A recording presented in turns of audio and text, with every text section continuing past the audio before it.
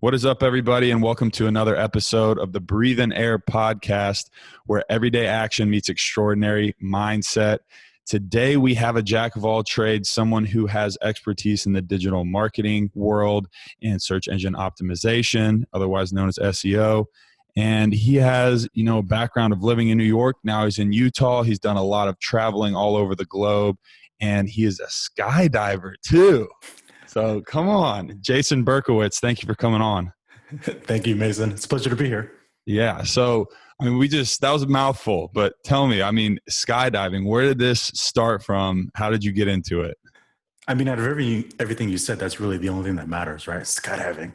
I did a tandem skydive when I was 18 and became absolutely hooked.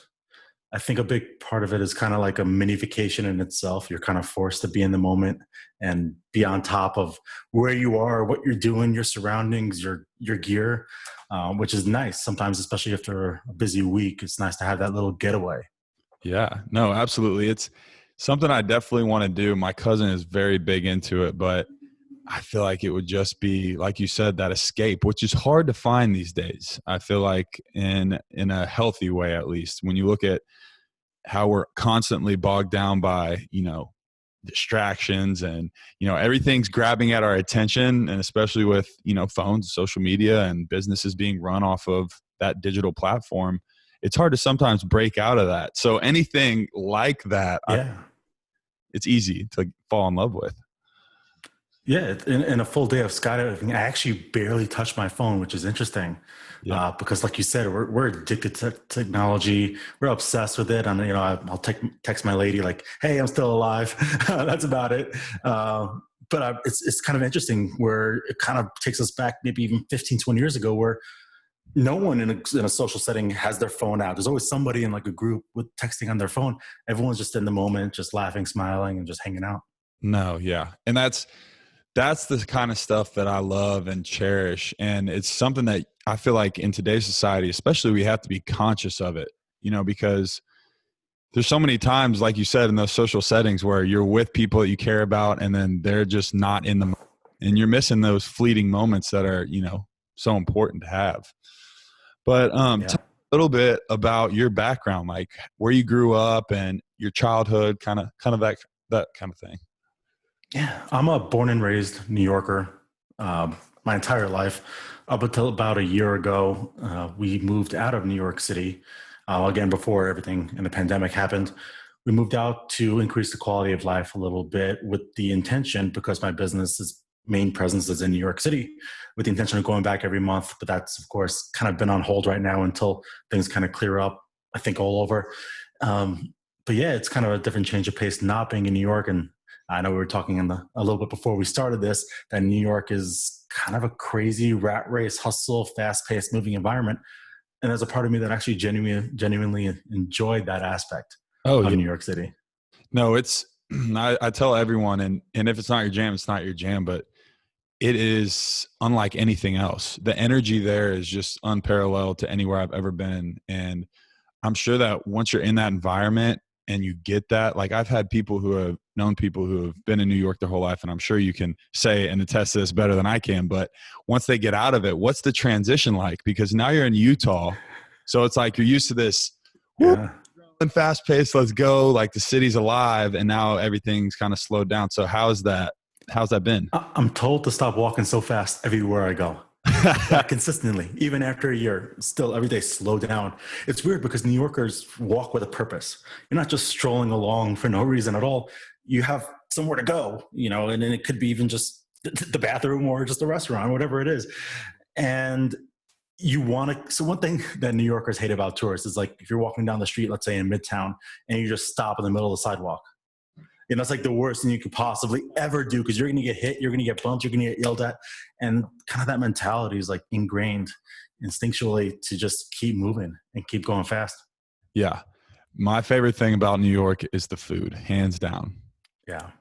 The food is amazing. Because it's so expensive to own a restaurant there that New Yorkers are brash, and if the food isn't good, the food's not going to be good. So the business isn't going to stay alive. So if the business is alive in New York, it's good.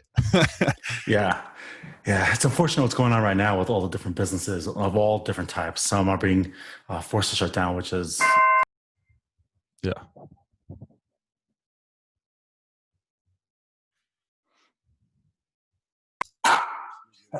sorry.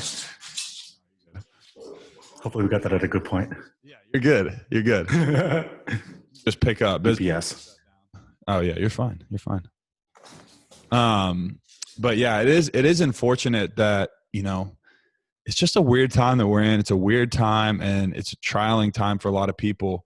It seems like you kind of got out of that situation in a very timely manner. But Yeah. how has that transition been now with not being, in New York where a lot of your business is? Have you seen a change even with an online presence in, the business that you're running? And tell us a little bit about the business as well. Well, it actually hasn't been too bad of a transition for the business itself because we've been remote for just almost a decade right now. So SOPs and processes and the way everyone collaborates, communicates with clients, it's kind of business as usual for us. Of course, not being in New York where a good amount of our clients are located, uh, it's nice to, of course, maybe once a quarter, grab a cup of coffee. Sometimes clients will want to grab a beer, which is awesome too. Of course, that's not happening right now. My goal was to be in New York just about every month. And I've only been there twice in 2020, which is sad, especially even just because of wanting to see my family and stuff. But from a business standpoint, the way we're communicating with our clients and the way we're communicating with each other really hasn't changed. So I don't want to say we were prepared for this, but for us, it's just, business as usual. Right. And I think it just goes to show that having a digital presence online and a lot of brick and mortar that are unfortunately shutting down during this time, it just goes to show you that this is the new age of business in a lot of ways. Even if you are brick and mortar, you better have an online presence. You better be doing these type of things for your business because, crazy things can happen like a pandemic. And tell me a little bit about SEO, search engine optimization, as we said earlier, something that is right up your alley, expertise in what you do. So what is SEO at the core, and how can it kind of help grow businesses? Yeah, so essentially, SEO primarily consists of feeding the search engine algorithms or Google's algorithms, the metrics that they would use to rank a website. Of course, the metrics are in the thousands, but it's primarily separated into two categories. On-page SEO, everything taking place on the website, and then off-page SEO, trust. So you use the website itself to signal thematic relevancy of a topic, let's say a page, or let's say you have a content piece, you want to rank for a specific keyword. Of course, making sure that that page itself and the content really matches the intent and answers the question as to the reasoning why somebody might type that search query in. And then you have off-page SEO to send trust. So those two together makes the magic happen. Yeah. And the algorithm, I feel like algorithms when it comes to Google and SEO, like you're talking about, or an algorithm for these social media platforms, they're so complicated and they're ever evolving too. Do you see that a lot with SEO, just as in these other social media platforms? Absolutely. SEO has changed significantly. I've been doing SEO for a decade, and there's been a plethora of changes. The way things operate, you used to be able to get away with spam way back when. Like to spam a website to hell, and they would actually rank at the top of Google worked really, really well. And thankfully, Google has become a bit more advanced in which they look for real signals nowadays of relevancy and trust. Right. So how is, say I'm a small business owner or I'm a business owner in general that's doing well. How would SEO, if it isn't already incorporated in my business plan, how would that help, drive interactions with my business, whether that's online or in store? How would SEO help improve my business, and what kind of investment is it on the front end? If you have marketing in play in your business, Yeah. again, marketing is beyond SEO. It's just SEO is just one marketing vertical. Right. And if your goal is to generate traffic, this is an inbound form of generating traffic through organic search. Of course, you could do paid ads within Google. You can do paid advertising in social media, PR, and all the other email, the plethora of other things. This is just one specific traffic driver. Now, to directly correlate SEO with sales is a much bigger conversation because you guys set up conversion optimization, tracking, and everything under the sun.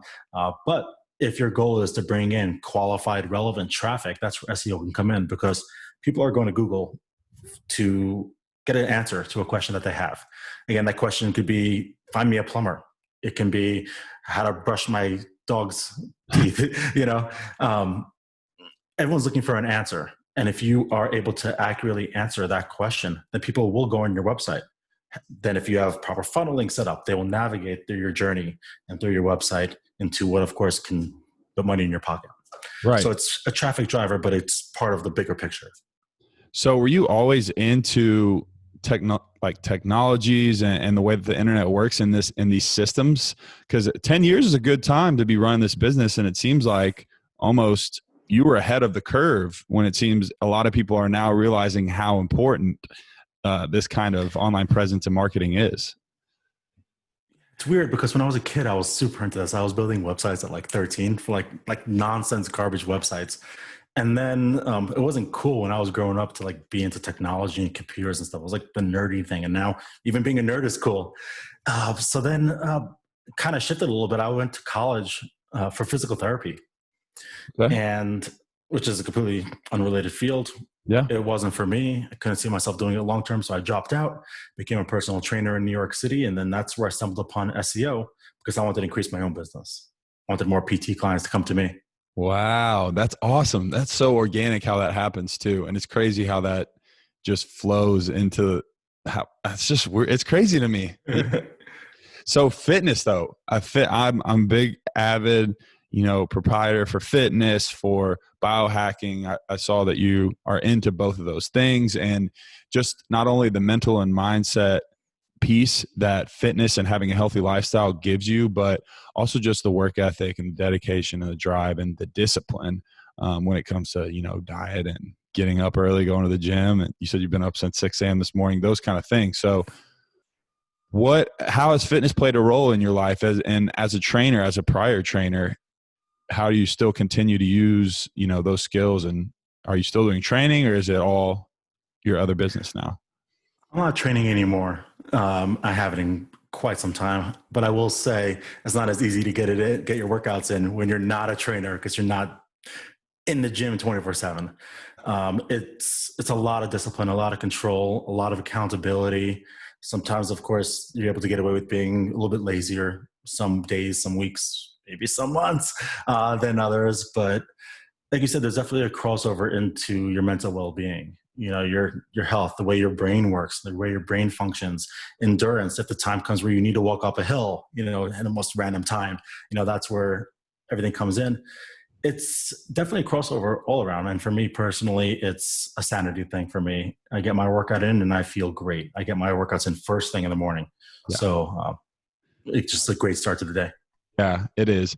There's so much about having, and I talk about this all the time, but it's so important to start your days and your mornings like with purpose and intention, and getting moving is one of those things that starts firing circuits, and it gives you energy throughout the day, I think, as opposed to you feel like if you get that extra hour of sleep and don't go to the gym, you feel more rested. But in reality, it's like, maybe not. I'd like to do a sample size on that and kind of see. But in New York, you're walking everywhere. Did you have a car when you were in New York, or was it, because I know people don't even have a car in New York? I'm an idiot. I did have a car, and I leased a car when I was living in Manhattan, and I ended up buying the car to the lease because out of 3 years, it only had 7,000 miles. It was my family. I grew up in Long Island, so it was also like nice to, instead of having to try to get the trains and stuff and do it on my time, to drive to Long Island. It was stupid, but I was walking everywhere.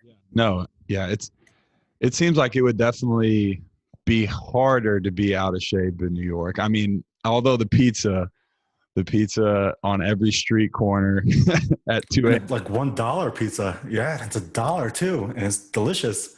Oh yeah, the best. So good. We're talking a little bit about this digital marketing and kind of today's business. What is, other than SEO that we've talked about, what is some ways that companies can start getting a digital marketing presence? Like, what are some early steps for someone who maybe has no idea how to even start this process? One of the most interesting things that I've seen is there's been communities in the digital marketing space since the beginning of the internet. I think nowadays there's a lot more accessibility to really great people in some really great communities. Mm. And I think by networking, finding partners, even finding people that are starting out that can help you for super cheap or next to nothing, if you're willing to let them be a case study, let yourself be a case study for them, that might be a great early option to go on. If you see, that's the thing is if you're a small business and you're a small business owner, do you have the bandwidth to bring on another task like learning how to do digital marketing? Or should you do what real business owners should do and delegate? I vote for the delegation because you probably have 50 other things that you're worrying about. But that's where probably finding the right person who can guide you or help you early on might be a great asset.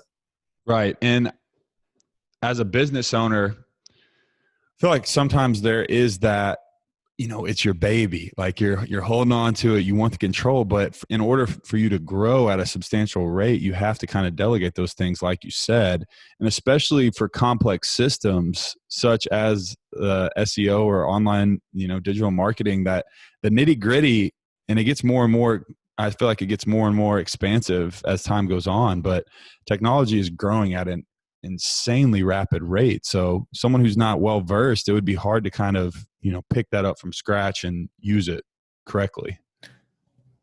Yeah, and even business owners, we come at every angle from an emotional standpoint.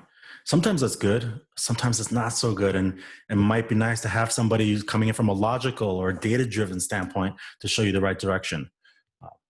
I think that's always super beneficial. Yeah, numbers.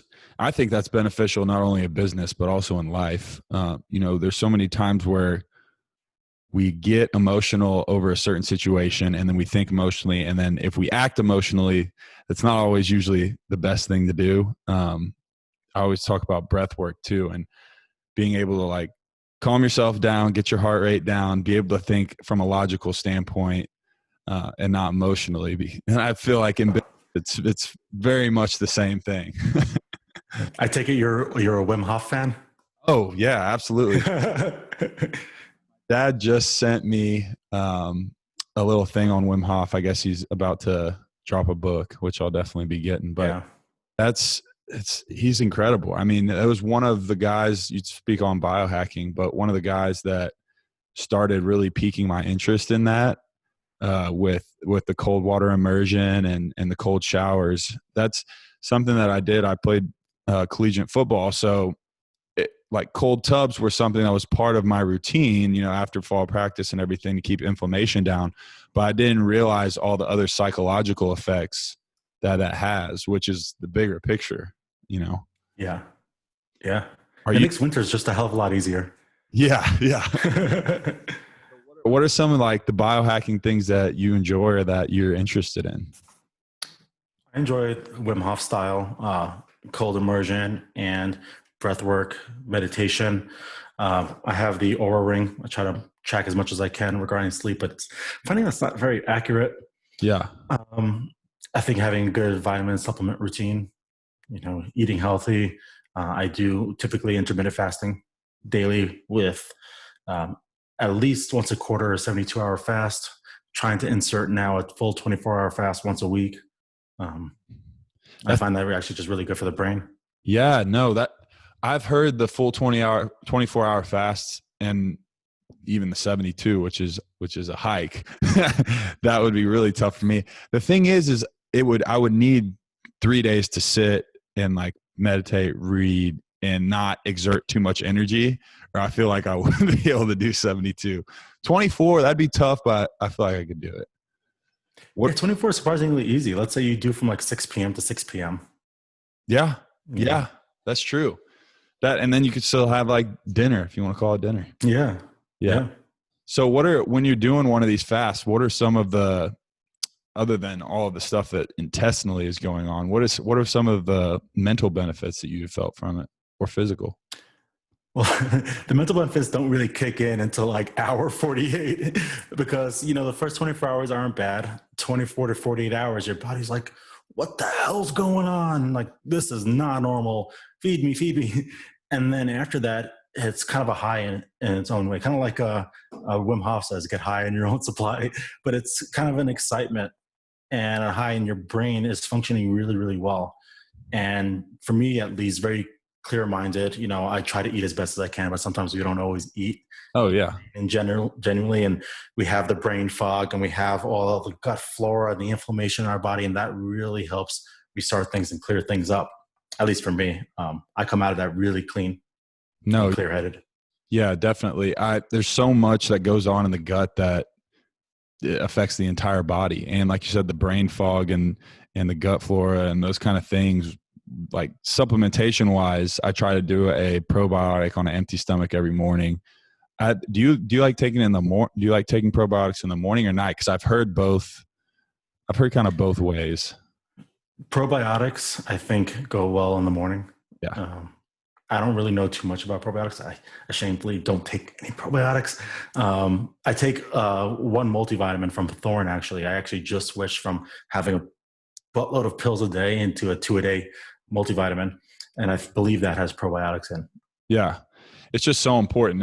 And I'm not going to sit here and bore everyone with it, but it's important to look that stuff up. It's crazy the way that it's our body's second brain. Really, it really is. And it affects a lot of things like energy levels and, hormones and sleep and all of those things. It's just super important. But in terms of, we said earlier, you like to travel, and I was checking out your Instagram, creeping on you a little bit, saw that you had like 5 photos. You got some cool pictures there from when you were traveling, like Amsterdam and stuff like that. So was that, Wanderlust per se, something that started younger, or was that something that you've just started getting into? Since I was younger, I've always been into just traveling, getting out there and seeing more than the bubble that kind of we grew up in. And being digital for about a decade allows that type of flexibility to go where you want to go, when you want to go. And that makes it easy because most of these places I still travel to, I'm at least getting a couple hours a day of work in from my laptop. Yeah. I think that that's one of the biggest things is being able to work wherever you are. Right? I think that's something when you look at like the financial freedom, right? You hear that term all the time, financial freedom. But what really is that to everybody? I mean, I think a lot of that is being able to, kind of work on your own clock per se, and be able to work where you are. Do you agree with that, or is that something that running a business? Yeah. I mean, I agree with it. And I think it's actually going to be much more mainstream in the next year or two, because businesses are now realizing during this pandemic that they can actually work efficiently while being remote. And that might give people more flexibility, more freedom to work remotely. If they hit their 8 hours a day from wherever they are on vacation, then, and of course, if work doesn't suffer, why can't they go out and leave their living room or bedroom, wherever they might be? Right. No, I agree. And I hope that does push that forward, because I think that it boosts productivity too. In some instances, obviously you have to have, trustworthy, hardworking, ambitious employees that aren't just going to screw off. But I think that in a way it does kind of boost, morale a little bit within a company. I'm sure there's some studies to back that. Especially if that company has a really flexible pay time off. Makes life even more awesome. Yeah, exactly. So I'm still interested in, like, when you're making this transition from, you're doing personal training, you're doing fitness in New York. How was that transition? And did you kind of have to take a leap of faith, or was it more of an organic transition into this customer base and clientele with your business now? It was fun, scary, exciting, emotional. I think kind of like just, I guess, going on your own or even being like an entrepreneur in a way is kind of like an emotional roller coaster. It's scary and also exciting at the same time.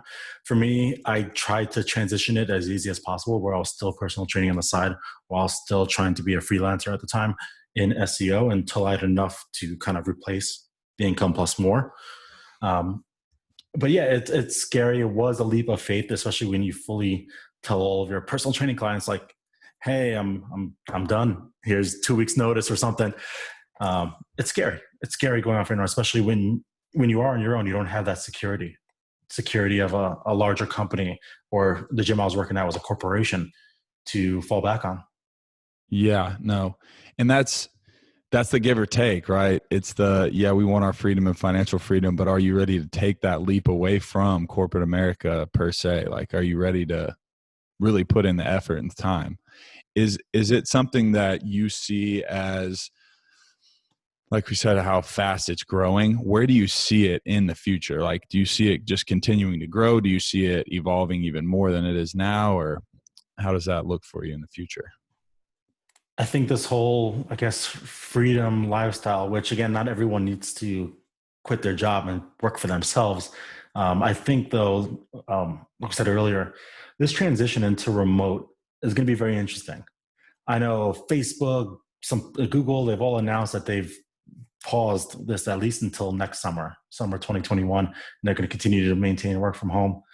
Um, It'll be interesting to see. I really don't know. I'm extremely curious about it because I've been a proponent and fan of work from home for a while because I'm an introvert and I don't like to leave my house. But I know a lot of other people genuinely like going to the office. So I think that's on like a per case basis, but I am interested to see how it affects a corporation.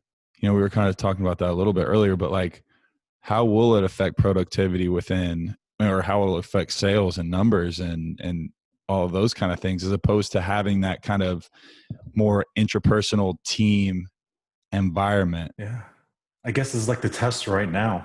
Well, we know that they're going to have better margins when they cut their rent and their office expenses. But this is the test, I guess. Can they efficiently do it? And that probably is a yes or no answer, depending on the business and a case by case basis as well. Um, I'm going to have my eyes peeled over the next year or two. I'm going to have my eyes open for this one. It's an exciting time, and I know it's a crazy time, but just it is exciting to see this transition. I think we're going to look back 10 years from now and be like, whoa, that was a shockwave, a 10-year shockwave that we saw, starting with this pandemic that kind of launched us into all of these other things that were created off of it. It's going to be interesting. The 10-year effect, I think, will be really interesting. But when it comes to SEO, there's obviously pros and cons to everything. There's a right way to do it and there's a wrong way to do it. So what are some bad SEO practices? What are some things to look for? Because I feel like there is online presence, digital marketing consulting. There's people that may not know as much as they claim to know. So how do you know that you're getting someone in your corner that is, going to give you the best bang for your buck? I think nowadays, maybe I'm just a New Yorker that's extremely naive. I think we can catch a salesman like the traditional salesman, like, oh, the next one speaks, loses type of scenario, or fighting objections. I think we're pretty keen at catching them. And if they're selling something that, of course, seems too good to be true, that might be a flag. If you feel that there might be a lack of transparency or clarity, that might be a red flag. And what you want to look out for is proof and testimonials and case studies. Yeah. Do they have case studies that align with your brand or kind of have similar goals in which the way they structured their campaign for their other client and how that might relate to you? Do they have good people spreading the word, spreading the message of their brand? Those are something to look out for. It sucks when somebody's starting because you don't typically get those case studies and testimonials, and that doesn't mean the person sucks. Right. But it might help with everything else, again, about transparency without having a strategy and a framework. Those are all super important. The secrets behind SEO, there really is no secrets. SEO is not a secret. We know what Google wants. We know the principles that are involved. I think a big part of it is the execution. My personal opinion is SEO agencies either suck at one of two things. They either suck at executing and getting results, or they just suck at explaining things to the client, and they suck at communication and transparency. Yeah. We personally like to try to bridge that gap and try to do best of both. But yeah, SEO agencies tend to fall within one of two of those arenas. Yeah. What were some, you just mentioned a little bit, but what were some of the early struggles when you didn't have those case studies and you're trying to get, clients to put that faith in you without that much of a track record?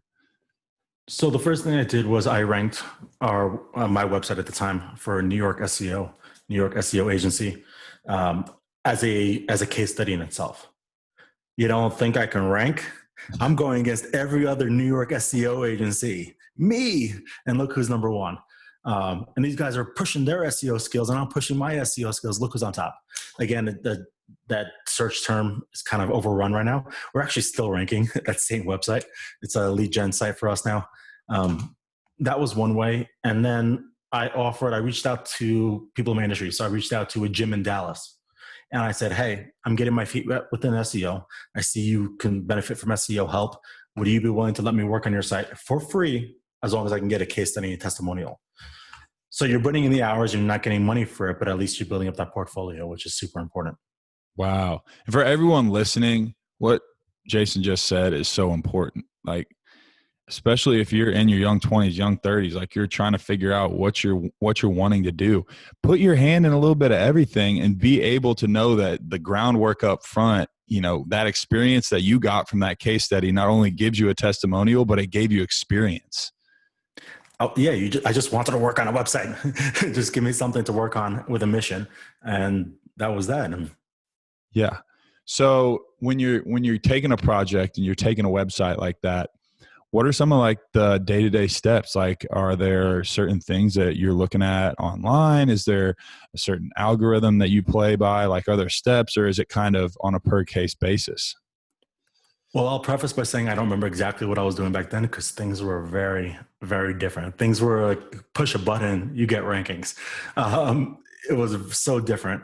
But it all starts at the top with what we call keyword research, finding out what search terms people are typing in that has a decent amount of search volume per month, as well as matches the intent of your website, and that's relevant. Keyword research is kind of the foundation of an SEO campaign. You can't really do anything unless you know what you're trying to target. Right. Yeah. And that makes sense. That makes a lot of sense. So I know that within digital marketing, we just had a guy that runs a digital marketing agency on as well.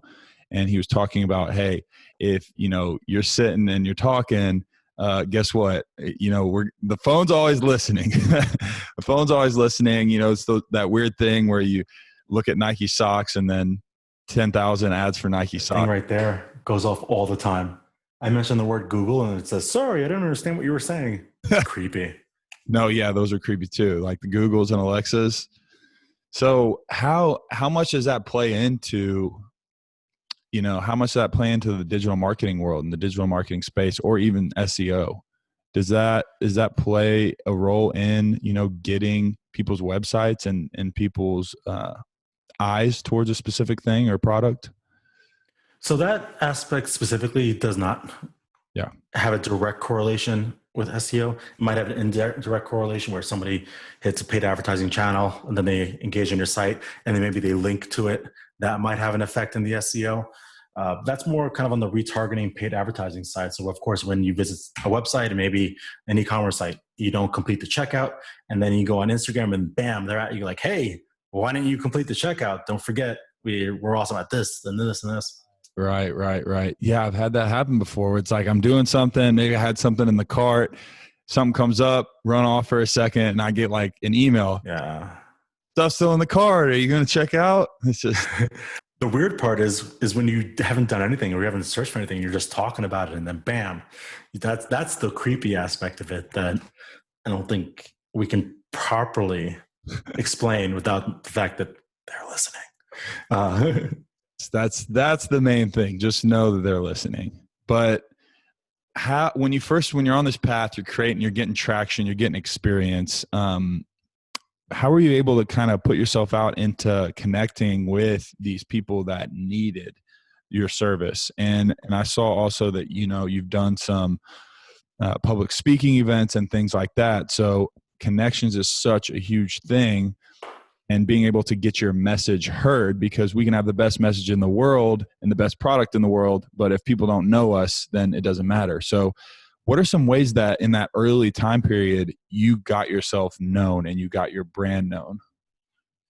Yeah, it was a little bit of practice what we preached. We ranked the website, or I at the time ranked our website, which is seoservicesnewyork.org, which is a horrible brand name, but it still works to have kind of your keyword in the domain a little bit.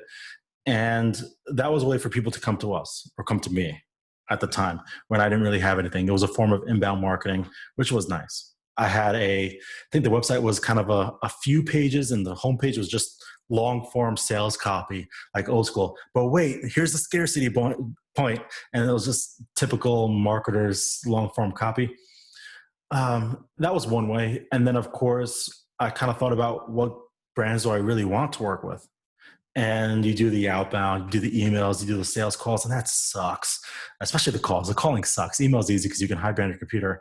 And just reaching out to businesses, with a value proposition. They probably get tons and tons of spam emails like that a day. How can you be different? How can you get that open? How can you get a call set up, even a 5-10 minute call just to discuss things? So it was a good, healthy mix of inbound via our own SEO efforts, as well as a little bit of outbound. And then again, tapping into a network, starting to build relationships and letting people essentially refer business to you. Typically, they might get a commission. That's just the nature of the way that works. But again, if your margins are super good, the commission is not a big deal. No, yeah, absolutely. So how many employees do you have now? Yeah, we're about 11 people. 11. That's so awesome. That's almost like one a year. And that's growth. Lean but mighty. Yeah. It was funny. I was listening to another podcast from a guy, and he was talking about how for the longest time he was growing this business, and he had done so much of it on his own. And kind of, like I said, it was his baby, and he was wary to let other people come in. And for the longest time he didn't, but one year he finally said, okay, I'm going to pay these extra people. I'm going to bring them in.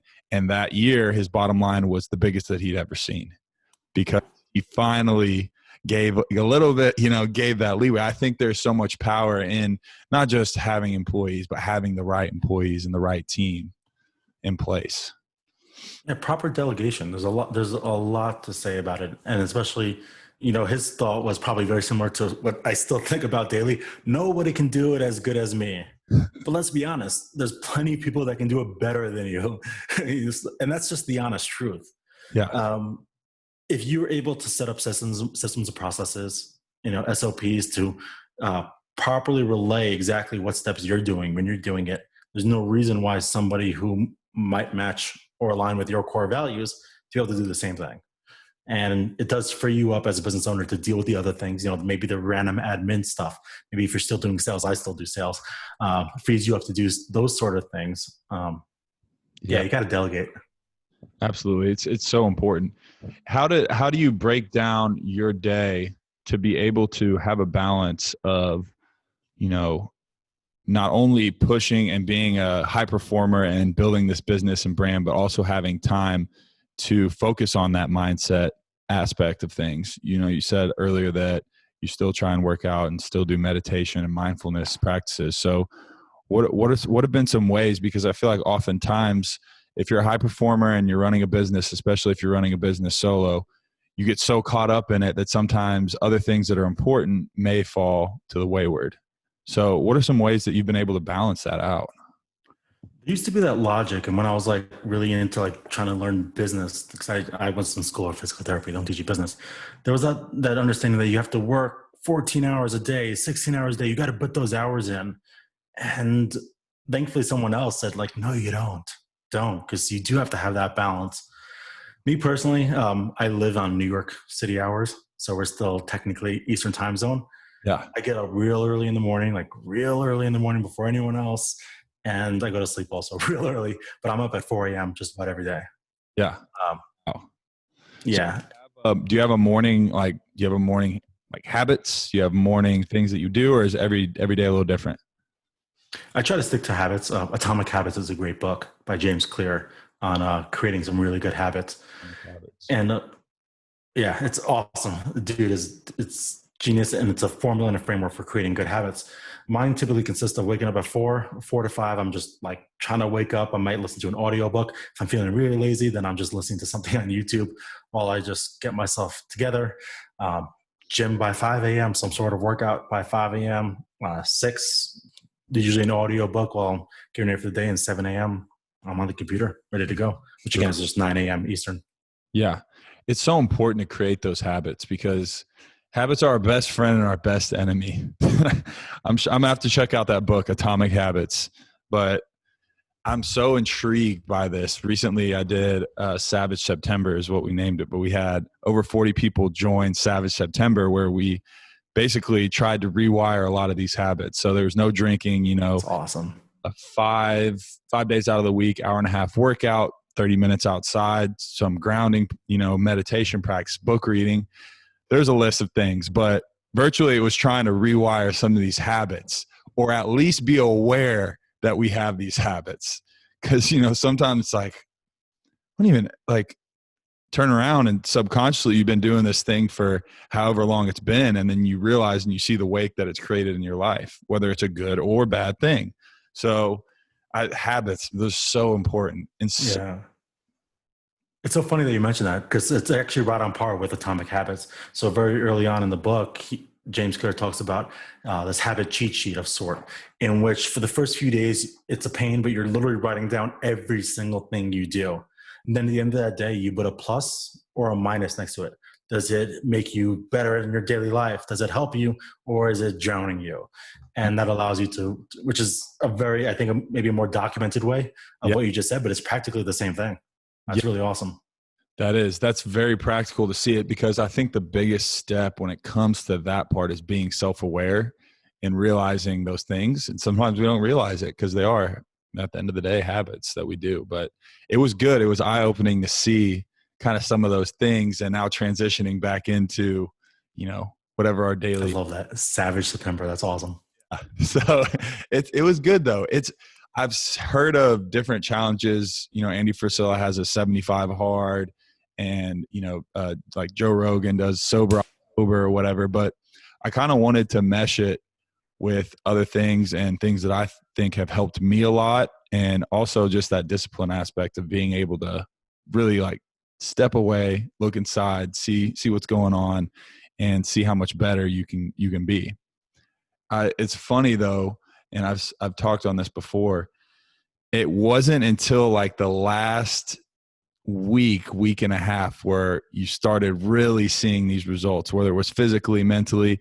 And for the longest time, it's like, all right, I'm doing these things. Where are the results? But it's just a reminder out there that, whether you're building a business or, getting into, proper shape or whatever it may be, that stuff takes time.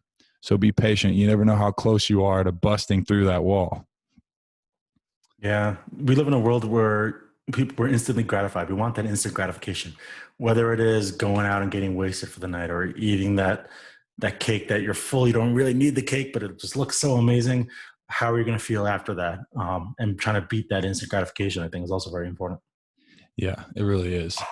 Speaking of alcohol, you're a whiskey connoisseur, I hear, of some sorts. I don't know about a connoisseur, maybe like an indulger. Okay. I also like the brown. What's your favorite? What's your go-to?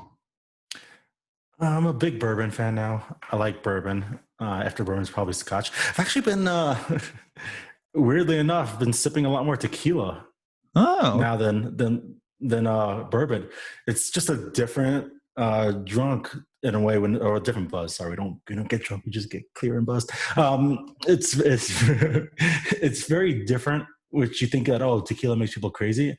Maybe it's just me. It actually feels a little bit different for me in terms of the buzz that I get, and it's kind of nice. So I'll not on the same day, but I'll switch back and forth. Yeah, no, it's the only alcohol is a depressant or a downer. The tequila is actually an upper, which is weird to think that it's still alcohol, but it is actually an upper instead of a downer. So I think that's pretty interesting. Interesting.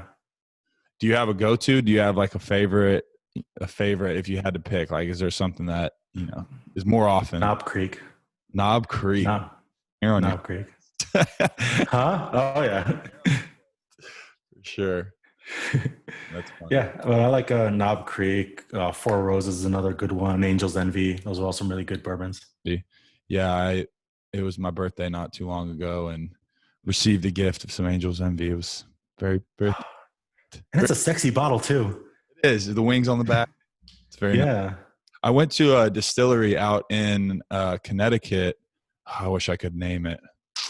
Can't remember, but I was visiting with my parents, and it was a distillery that did most liquors, but they explained the actual process of the bourbon, like going into the oak, coming back into the barrel and then back into the oak, and how different barrels and all that, just, it was so interesting to see like the whole process of how it actually occurs. Yeah, I did the Bourbon Trail, and it was very similar in Kentucky, and Kentucky. Oh, and it's cool. done that. I bet that's awesome. It was nice. Every distillery was kind of far from each other, so that kind of stunk. But again, when you go in, you're just constantly drinking and tasting. Sorry, not drinking, tasting. Uh, it was cool. Yeah. So we talked about some of, what you do on the business side and your journey per se, but I always ask this question. I think it's an important question to ask yourself, for everyone that's listening. But what is your definition of success? For me, okay, this is where my own personal philosophies come in, and I'm not here to preach to anybody. It's just my way of thinking. And I don't think I've ever said this like on a public type forum. Success, I think, it would come into happiness. Yeah. What is happiness? I think there's three main factors that come into playing happiness: wealth, health, relationships. Wealth is not being rich. It's not being super wealthy. It's just about being able to comfortably put food in your mouth, being able to comfortably pay the bills and not stress over it. Yeah. Health. We talked a bunch about health here. Just well-being, just feeling good, minimizing pain. And of course, relationships, being around great people. Could be a significant other, could be family, friends. Just having those three items for me is what I think. If you can successfully hit all those points, to me, that's success. I love that. And I love that you had that answer, ready, because there's so many times where there's people, and I didn't tell him. You can ask Jason. Did I tell you this question before? No, I did not. No, I just think about it so much. That's the thing. And it is something that I started really, really thinking about. What is success? Like, what am I chasing here? What am I trying to attain? And I feel like that's a question that you need to ask yourself. There's times where people don't know the answer to the question, and that's fine. But I think that it's smart to look at that and say, what am I chasing here? Like, what am I trying to get? Where am I going? What are my goals? And when you put those things in place, your vision starts getting a little clearer, and then things start falling into place a little more. I don't want to take up too much more of your time, but I am interested in your meditation practices and just your experiences in general with meditation. What have been some of your experiences, and do you have any tips for anyone that's listening? My experiences date back when I was just about a teenager. I've actually been meditating for quite a while. It was my own, savior in a way, battling some of my own maybe mental health issues and chemical imbalances and stuff. For me, I found an audio CD that had embedded hypnosis or self-hypnosis, in a way in which it was raindrops and somebody talking to you and guiding you through meditation or self-hypnosis. And since then, it came down to very similar to just breath work. I find I do a lot of like the Wim Hof style, and that has transformed into a way of meditation, because you have those few minutes when you're kind of holding your breath. You can kind of just be in your mind, and then the breathing leading up to it, of course, you can, relax, deepen things up, try to clear the mind. For me, it's always just been literally trying to clear the mind, which is super hard and super challenging. It used to be easier before I had a business. But the idea of kind of like that chi, in a way in which you really are not thinking about anything. It's an outer body experience. It feels kind of like a little bit of a high, which is very similar to kind of the Wim Hof style high when you do those breathings. This one, it's like the feeling of chi is just very interesting. Yeah, no, it is. And it's something that takes practice. You have to tap into it. But once you tap into it, you have that feeling and you understand, oh, okay, this is what this is like. But for me, I felt like early on, it was hard to it's hard to quiet your mind. It's hard to quiet your thoughts with everything that's going on. And I don't know, I feel like when we do take an hour in the day or in the morning and then an hour at night to kind of unplug, we talked about this balance, but put the phone away, whether it is, reading a book or journaling or mindfulness, meditation, these kind of things where you can kind of just be in your own thoughts and shut your thoughts off to an extent. It's a powerful thing when you start making it into a practice. Yeah. And there's a lot of places out there, there's plenty of apps to help you with meditation where somebody's kind of guiding you in a nice soft spoken voice. But yeah, it's practice. It's hard. It's challenging, but oh, so beneficial. Oh, so beneficial. Skydiving is my new meditation.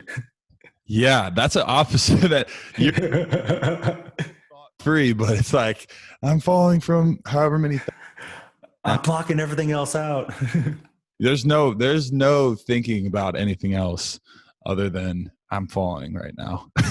And again, it shouldn't be like that. Meditation, of course, should be just trying to just block out everything and just be aware of your body, your breath, your surroundings.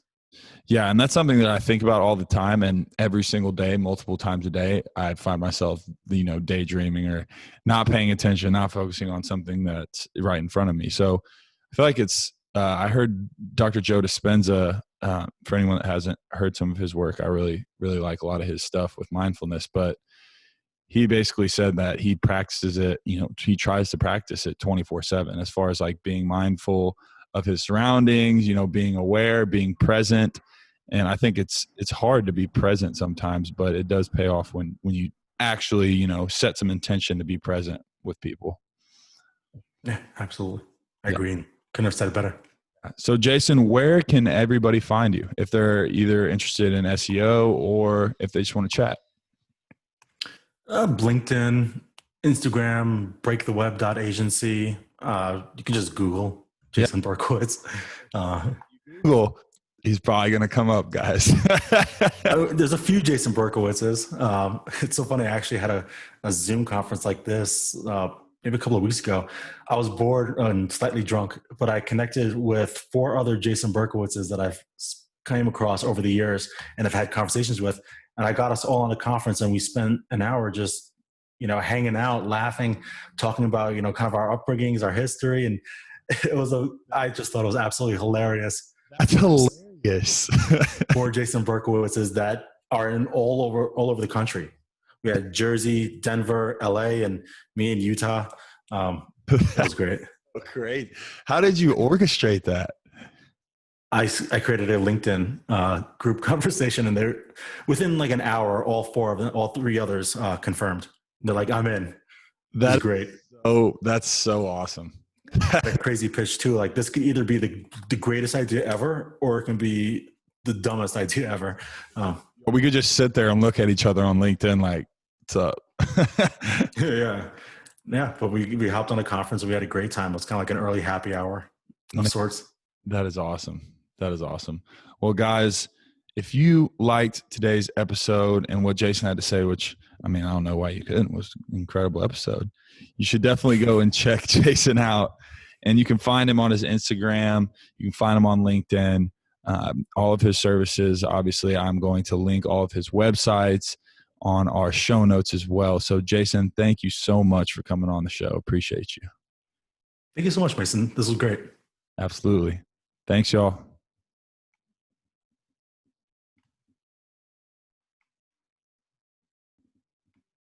Awesome. Thank you so much.